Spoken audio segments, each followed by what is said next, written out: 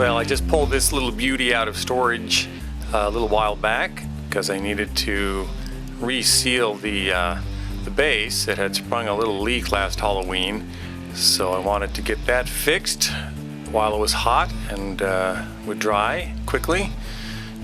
And then I also took the time to adjust the pump so it pumped a little better. And right now it's just filled with plain water, so I can give it a good test run here. So the way this works is the base has a big reservoir bowl, and that's where the pump is.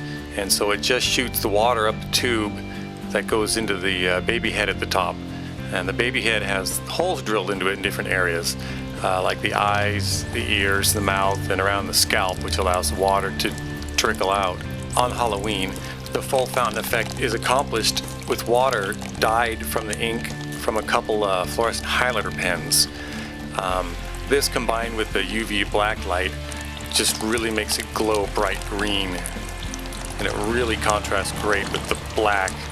As you can sort of tell just by looking at it, this fountain is built in 3 stacking sections. Sometimes when I look at it, it just looks like some sort of really hideous wedding cake. The top section is just a bowl. It's the lid from a stir-crazy popcorn machine, and there's got a window cut out in the front so that it exposes that baby that you see in the center. As you look at the middle piece, you can tell it's just a plastic water tray. It's the kind of thing that goes underneath a garden planter, and attached to that is the low volume pump, which I just took out of an old outdoor fountain. And as you can tell, you're probably familiar with from the looks of it, that all the exterior pieces are covered with great stuff. And then I have cut up doll pieces which are glued on with liquid nails, which I'm not sure I would recommend the liquid nails. It took a very long time to dry, but it did eventually, and it holds quite well. The full doll that's on the middle section supports the upper bowl and has the tube hidden inside. Now the great stuff creates lots of little pools and channels which catch or drain the green dye. It looks really great in the dark. And now the middle section just rests on the 4 heads which you see glued to the styrofoam base. These poor guys look a little ill.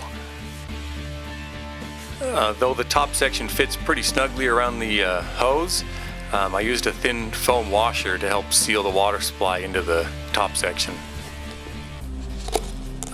You can kind of see it here. I've got some additional doll parts on the middle section which give support to the upper bowl so it doesn't rock around too much. And here's a view of the base without any of the water in it. Originally it was just styrofoam packaging which had a lighting fixture in it. And I just couldn't throw it away. It was just too perfect. I had to come up with a good use for it, and this was it. Okay, well, it's summertime. I don't have any real new projects going. Just want to fix up some things that I wasn't happy about from last year. And this is the burlap that I hang from the gutter. It's really creepy, and the black light around the porch is disguised by what's hanging down as well, but it's a little too lightweight. It flies in the wind too much and gets caught up in the gutters, and I'm constantly having to hook it down, and I'm just going to paint it black, and I should stiffen it up so it hangs straighter down without the wind knocking it around so much. And it's a warm day, and I tested the fog chillers, and as long as they still have ice in them, I think I'm going to keep my little work buddy chilled for when I need him later.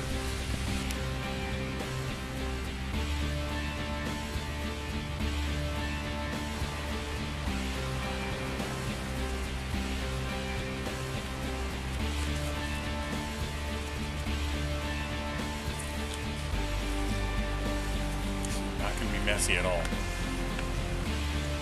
Guarantee it.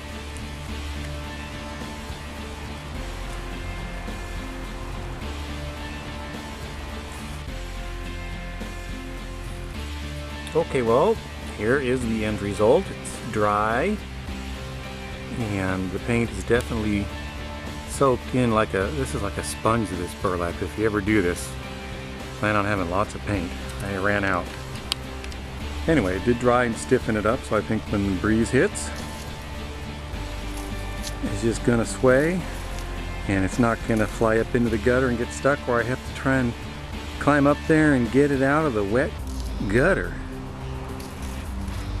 Yeah, that's gonna work a lot better.